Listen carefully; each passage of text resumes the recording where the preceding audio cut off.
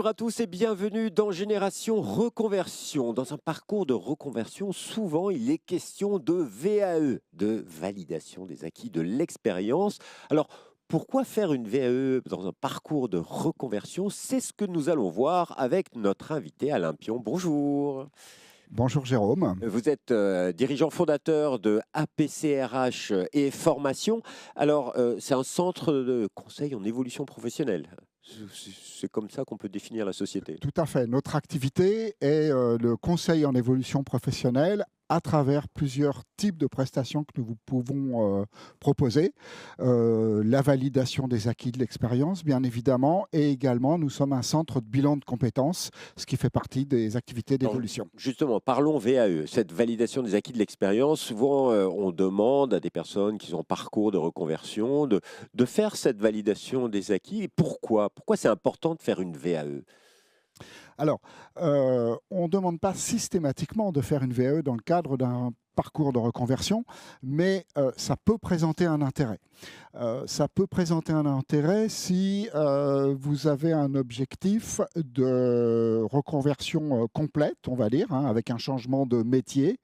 Et dans ce cas-là, peut-être que vous devrez passer par une formation et que le fait de réaliser une VAE vous permettra d'obtenir un diplôme qui vous répondra aux prérequis pour aller faire la formation ultérieure.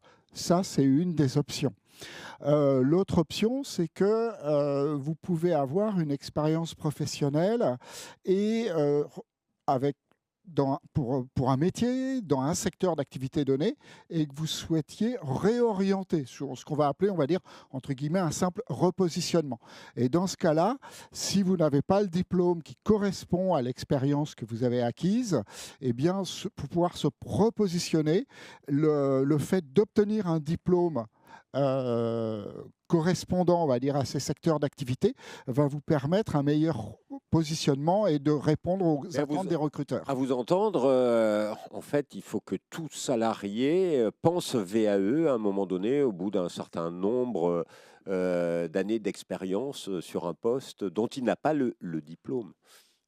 En tout cas, tout salarié peut envisager d'entamer une démarche de validation des acquis, soit parce que ça va pouvoir servir son évolution professionnelle.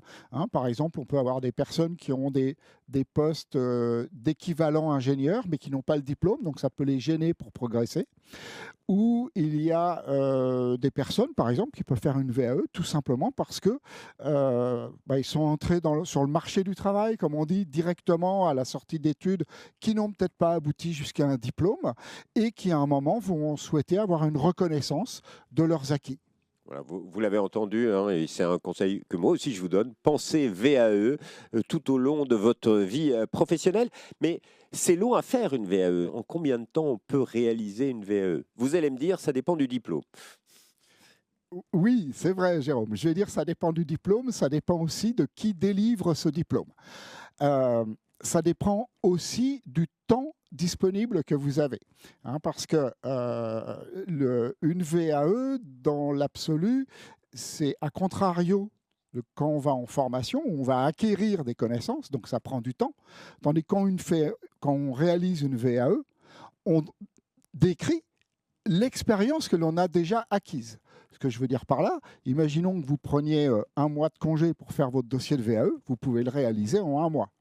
Hein. Donc voilà, ça peut être relatif. En tout cas, c'est du travail personnel assez important. C'est de toute façon le diplôme, on ne vous le donne pas. Donc il y a un travail qui est assez conséquent de démonstration, d'acquisition des compétences. Et il faut se faire accompagner quand on fait une VAE, c'est important de faire ça ou on peut la réaliser seul? Ce n'est pas obligatoire. Simplement, les statistiques parlent, et là, les statistiques parlent en faveur d'un accompagnement.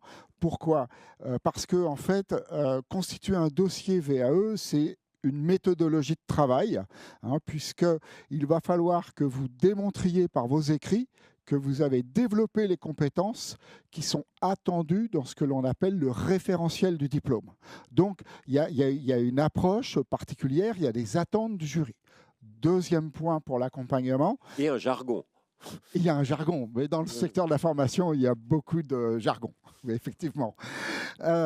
Deuxièmement, le deuxième sujet, si je puis dire, hein, le deuxième objectif de l'accompagnateur, ça va être de vous préparer à l'oral de jury, qui est l'étape ultime de votre parcours VAE, où vous allez devoir présenter un jury composé d'enseignants ou de formateurs et de professionnels du diplôme, et vous allez devoir vous exprimer. Donc, il y a une préparation. C'est ce que vous faites, vous pouvez accompagner les personnes, voilà, mais est-ce que ça a un coût pour la personne ou il y a des possibilités de prise en charge quand on fait une VAE? Alors, ça peut être éventuellement un financement personnel, hein. Il y a des personnes qui font cet investissement-là, mais sinon, il y a de nombreux dispositifs de financement. Le plus connu d'entre eux, c'est ce que l'on appelle le compte personnel de formation, hein, le CPF.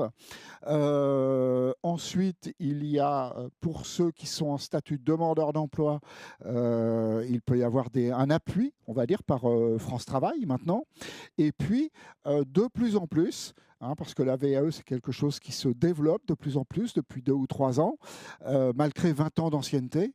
Il y a des entreprises qui proposent des parcours collectifs de salariés d'une même entreprise, généralement vers un même diplôme, Par la VAE. Par la VAE, exactement. Donc voilà, maintenant on en sait plus sur la VAE, de son utilité pour une éventuelle reconversion, en tout cas son utilité pour les salariés, pour avoir des diplômes et leur reconnaissance professionnelle. Vous avez parlé tout à l'heure de bilan de compétences. On pourrait refaire une émission sur le bilan de compétences, mais en 2 mots, là aussi, bilan de compétences, c'est capital dans le cadre d'un projet de reconversion professionnelle. Alors, je vais rester un peu en focus sur la VAE.